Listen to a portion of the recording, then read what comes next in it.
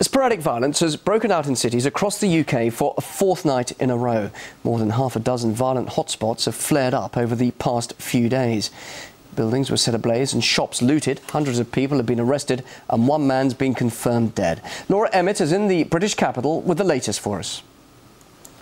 We saw a lot of trouble in Birmingham last night, which we also had seen on the previous night. Manchester and Salford also flared up in quite a serious way, as did a variety of sort of small towns in the surrounding area. So this violence has now spread outwards from the capital into really improbable small towns all over the country. We're hearing reports that 3 people were killed in Birmingham when they were run over by a car that was just running amok, and that police are looking at launching a murder inquiry. The reason that it was so under control last night, we think, is because an additional 10,000 police, bringing the number of police to a total of 16,000, were working on the streets of London last night.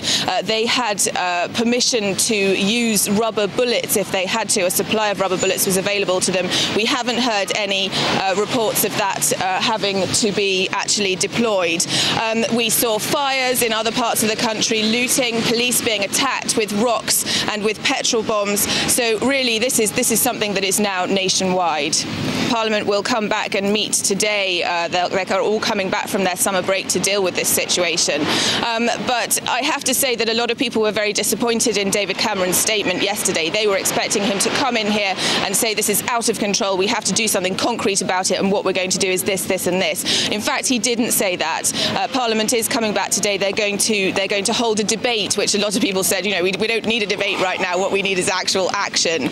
But their government are not proposing to introduce any emergency legislation to deal with this situation. And I'm here this morning in Tottenham, where of course it all began. It all sparked off as a result of the shooting of a man called Mark Duggan. The building you can see being demolished behind me was set on fire by looters on the first night of these troubles.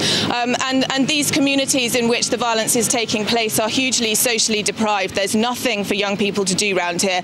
I spoke to a youth worker in Clapham yesterday who told me that literally people are on their summer holiday, and would you rather sit in and watch the television, or would you rather go out and loot some shops? And she said even she knows which one she'd choose. You know, people are out for excitement essentially, and they're just looking for something to occupy themselves, and that hole in their level of occupation is being exploited by other people who are coming in, and older people, older criminals who are coming in and inciting them to violence. At least that's what she told me. So really large social problems at a time when the UK is spending an awful lot of money abroad, both in Libya and in Afghanistan, and that's the subject of my report.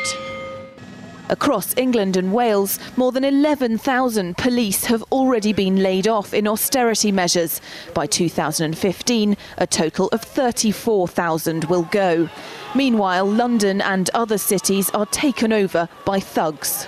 The police have not been anywhere. Where are the police? If the police were here, do you think all that would have been done? I think they need to prioritise themselves a little bit better. I don't think they're doing everything they can. I don't mean they need to be more violent. I think they need to be more competent. While police numbers are being cut, the estimated cost of the war in Afghanistan from 2001 to the end of last month was $30 billion, all taxpayer cash. British forces are also heavily involved in Libya, despite the Ministry of Defence being required to lose 32,000 staff. MEP Gerard Batten says money's being spent on foreign wars that should be spent at home. I think that the point has come where we have to call in the armed forces. What we're seeing now is chaos and chaotic criminality across the whole of London. What we should do, in my view, is pull our troops back from these pointless wars in Afghanistan, in Iraq.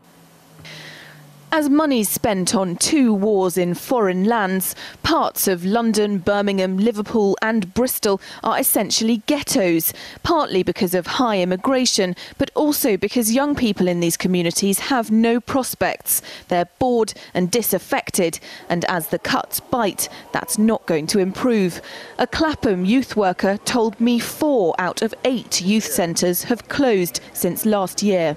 It's about investing in our communities. When you take away the money from the policing, when you take away the money from the youth work, then, I mean, I could never have imagined such consequences, to be honest. It's you know, but you will get consequences. Tuesday night saw 16,000 police officers on the streets of London.